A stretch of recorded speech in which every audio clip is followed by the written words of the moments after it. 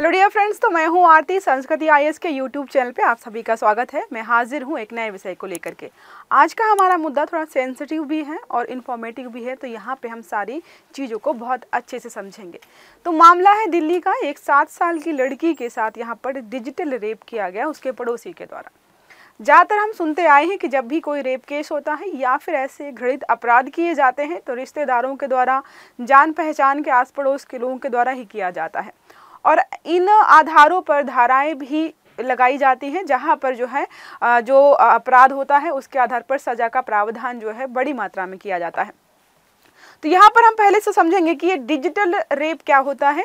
अगर आप ये सोच रहे हो डिजिटल मतलब जो है ऑनलाइन साइट्स के माध्यम से कुछ किया गया होगा, वीडियोस वगैरह या पोर्नोग्राफी वगैरह, नहीं, ऐसा कुछ भी यहाँ पर नहीं है। तो डिजिटल रेप का मतलब समझेंगे।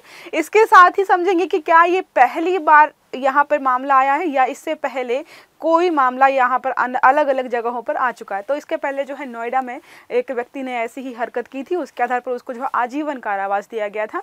लड़की 7 से 8 साल की थी और जो व्यक्ति था जिस पर आरोप लगा था वो शायद 70 से 80 साल का मुस्लिम कम्युनिटी का कोई मेंबर था। ठीक है, तो समझिए आपको कितने वृद्धावस्था में भी रह करके लड़कियों के साथ ऐसे जो है एक तरीके से शोषण किए जा रहे हैं। और जो ये डिजिटल रेप वाले केसेस आ रहे हैं ना, ये ज़्यादातर मामले होते हैं लड़कियों के साथ ही, जो नाबालिग बच्चियां होती हैं उनके साथ ही किए जाते हैं। देखिए क्या लिखा है यहाँ पर, 7 साल की बच्ची के साथ है डिजिटल रेप हुआ है। कोर्ट ने यहाँ पर जो है आजीवन कारावास की सजा सुनाई है। तो हम यहाँ पे ये भी समझेंगे कि ऐसे रेप केसेस में जो है कोर्ट मैक्सिमम या मिनिमम कितनी सजा सुना सकता है। साथ में क्या कोई यहाँ पे जुर्माना भी लगाया जाता? तो जी हाँ, जुर्माना भी लगाया जाता है। चर्चा के बिंदुओं की बात करें, दिल्ली की एक विशेष अदालत ने यहाँ पर दुष्कर्म मामले में जो है आजीवन कारावास की सजा सुनाई है। अदालत ने कहा है कि डिजिटल दुष्कर्म जो है कि सबसे घिनौना और घृणित अपराध है। ठीक है, यहाँ पर नॉर्मल जो रेप केसेस होते हैं उनसे थोड़ा सा ये अलग होता है, इसीलिए इसको जो है घृणित की कैटेगरी में डाला गया है। ठीक है, देखो यहाँ पर मामला क्या था पूरा। तो पड़ोसी जो है, मतलब जो दोषी व्यक्ति है वो पड़ोसी ही है, तो उस पर जो है 12.5 लाख का जो है जुर्माना भी लगाया गया है। साथ में जो है आजीवन कारावास दिया गया है। ऐसा ही मामला यहाँ पर जो है नोएडा में भी हुआ था, ऑलरेडी मैंने आपको बता दिया है। देखो सबसे ज़्यादा यहाँ पर इस बात पे जोर दिया गया है कि जब आप पर कोई भरोसा करता है और आप उस भरोसे का इस्तेमाल करके किसी के साथ कोई गलत हरकत करते हो तो उसके आधार पर अलग सजा का प्रावधान दिया जाता है, प्रावधान होता है। यहाँ पर भी जो है कोर्ट ने भी यही बोला है। साथ में जो वकील थे लड़की के पक्ष के, उन्होंने भी यही बोला कि फ़ायदे यहाँ पर भरोसे का गलत फ़ायदा उठाया गया और साथ में जो बच्ची 7 साल की थी तो उसकी एक तरीके से कमजोरी का भी फ़ायदा उठाया गया। तो ज़्यादा से ज़्यादा सज़ा हो तो आजीवन कारावास हुआ है। 12.5 लाख का जुर्माना भी लगाया गया है। अब बात करते हैं कि ये डिजिटल रेप क्या होता है। डिजिटल रेप किसी भी ऑनलाइन चीज़ से संबंधित नहीं है। ये जो अगर कन्फ्यूजन है तो आप हटा दीजिए। डिजिट्स का मतलब होता है नंबर्स, और नंबर्स यहाँ पे क्या होते हैं, अगर काउंटिंग करनी हो आपको नंबर्स की तो आप अपने हाथ या पैर की उंगलियों से काउंटिंग करेंगे। तो यहाँ पर भी जो रेप होता है तो कोई लड़की है उसके बॉडी के नाजुक पार्ट्स में जो है हाथ या पैर की उंगलियों के माध्यम से जो है एक तरीके से प्रहार किया जाता है, जिसकी वजह से ही इसको रेप केस बोलते हैं। कैसा? Digital rape case.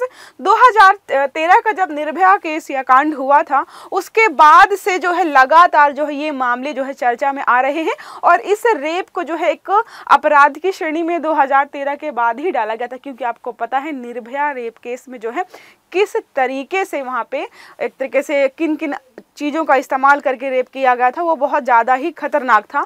तो वैसा ही चीज़ें ना हो इसलिए इसको अपराध की श्रेणी में डाल दिया गया था। ठीक है, अब बात करें यहाँ पर कितनी सज़ा का प्रावधान है। तो सज़ा का प्रावधान मिनिमम 20 साल है। आजीवन कारावास भी हो सकता है। अगर बच्ची की मृत्यु हो जाती है तो फांसी की सजा का भी प्रावधान यहाँ पर किया गया है। देखिए 2019 में जो मामला आया था नोएडा का था, वहाँ पे उम्र कैद की सजा हुई थी, साथ में 50,000 रुपए का जुर्माना भी लगाया गया था।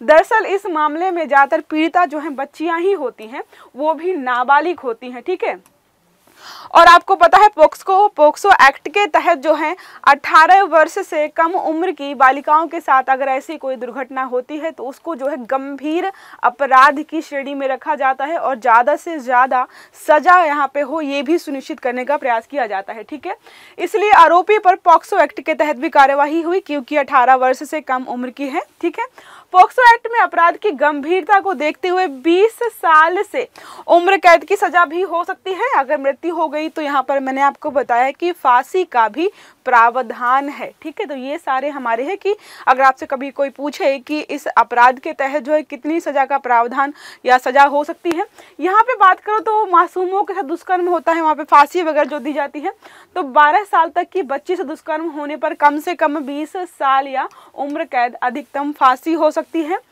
13 से 16 साल तक की अगर कोई बच्ची उसके साथ दुष्कर्म होता है तो कम से कम 20 साल या अधिकतम उम्र कैद। ठीक है, महिला से दुष्कर्म होने पर 10 साल की सजा या अधिकतम जो है उम्र कैद।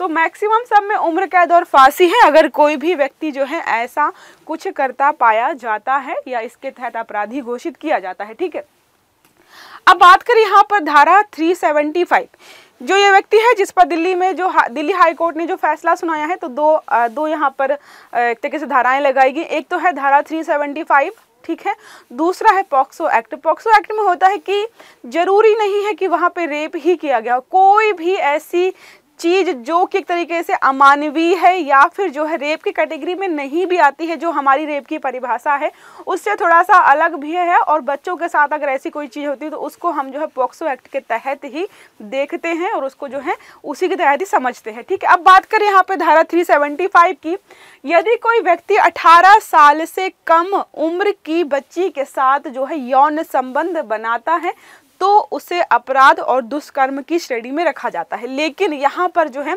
एक एक्सेप्शन है, अगर 18 वर्ष से कम उम्र की लड़की जो है वो किसी व्यक्ति की पत्नी है और उसके साथ जो है तरीके से यौन संबंध बनाए जा रहे हैं मर्जी से, तो यहाँ पे देखो अपराध की श्रेणी में नहीं रखा गया है। ठीक है, ऐसी स्थिति में पत्नी की सहमति के बिना यौन संबंध बनाने पर भी इसे दुष्कर्म की श्रेणी में नहीं माना जाता है, नहीं माना जाता था। बाद में जो है इसको थोड़ा सा चेंज भी किया गया है कि अगर जो है आपकी पत्नी चाहे 18 वर्ष की हो, उससे ज़्यादा की हो, उससे कम की हो, अगर वो मना करती हैं तो जो है उसको रेप की श्रेणी में काउंट कर सकते हैं, जिसको आप मैरिटल रेप कह सकते हो, जिस आपने बहुत सारे केसेस यहाँ पर सुने भी होंगे। न्यायालय ने साथ ही में केंद्र और राज्य सरकारों से बाल विवाह रोकने, अब यहाँ पे अगर 18 वर्ष से उम्र की कोई लड़की है और किसी की पत्नी है, इसका मतलब है उसका बाल विवाह हुआ है। ठीक है, बाल विवाह हुआ है और इसको रोकने के लिए सरकार जो है बहुत सारे जो है योजनाएं और मुहिम चला रही है। तो यहाँ पर जो है केंद्र सरकार और राज्य सरकार से गुहार भी की गई थी कि बाल विवाह को रोकने का प्रयास किया जाए। साथ में देखिए क्या लिखा है, भारतीय दंड संहिता की धारा 375 में यह अपवाद जो बोलता है कि अगर उसकी पत्नी है भले ही नाबालिग है, वहाँ पे जो है उसको एक तरीके से अपराध या जो है एक तरीके से अपराध नहीं माना जाएगा, दुष्कर्म की श्रेणी में नहीं रखा जाएगा, तो वह भारतीय संविधान के अनुच्छेद 14, 15 और 21 का उल्लंघन प्रकट करता है। इसी को लेकर के बहुत सारे यहाँ पर कोर्ट केसेस मामले हुए हैं, उनको हम यहाँ पे नहीं समझेंगे। बस इतना याद रखिएगा कि पहले के नियम कानून कुछ इस तरीके से ही थे, थोड़े बहुत बदलाव किए गए हैं। ठीक है, अब बात करिए अगर पॉक्सो एक्ट की, तो पॉक्सो एक्ट 2012 में आया था। ठीक है, वो स्पेशली था बच्चों के साथ अगर कोई भी यौन संबंध बनाए जाते हैं जबरदस्ती।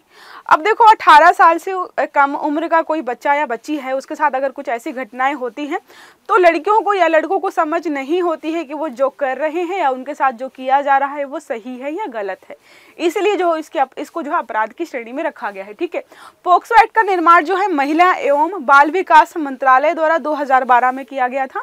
18 वर्ष से कम आयु के जो भी बच्चों के साथ किसी भी प्रकार का यहाँ पर जो है सेक्सुअल शोषण होता है उसको यहाँ पे अपराध की श्रेणी में काउंट किया जाता है।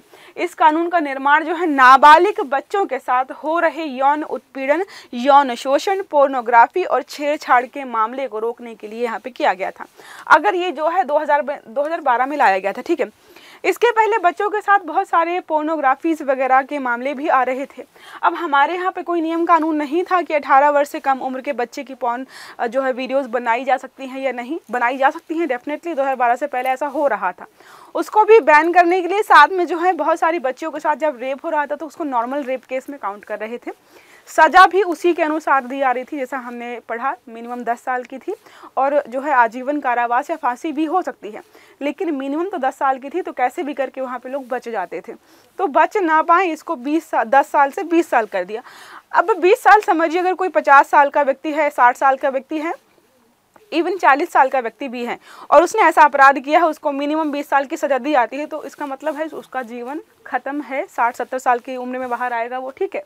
इस कानून के द्वारा जो है अलग अलग अपराधों के लिए अलग अलग सज़ा का प्रावधान दिया गया है। इस अधिनियम के तहत दुष्कर्म की पारंपरिक परिभाषा के अलावा उन कृत्यों को भी दुष्कर्म की संज्ञा दी गई है जिससे बच्चे के साथ गलत भावना के साथ छेड़छाड़ होती है। जो हमने पढ़ा डिजिटल रेप, उसको भी इसी के तहत यहाँ पे काउंट किया जाता है, ठीक है।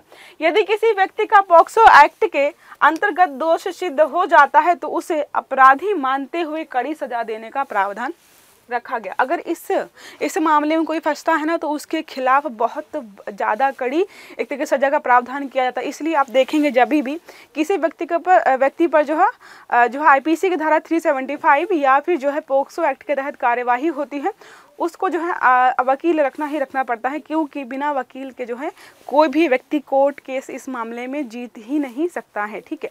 तो ये रहा हमारा आज का आर्टिकल जिसमें हमने पढ़ा कि डिजिटल रेप क्या होता है, इसके तहत जो है हमारे यहाँ पर सज़ा का क्या प्रावधान है और कितनी मैक्सिमम सज़ा हो सकती है, और इसमें जो है क्या क्या नियम कानून हमारे यहाँ पर बनाए गए और क्यों बनाए गए और ज़रूरत क्यों पड़े इसकी, ठीक है। आई होप आपको समझ में आ गया होगा। अगर क्लास अच्छी लगी है तो लाइक करिएगा, चैनल को सब्सक्राइब करना मत भूलिएगा, बेल आइकन दबा के रखिएगा ताकि सारे वीडियोस आपको टाइम से मिले।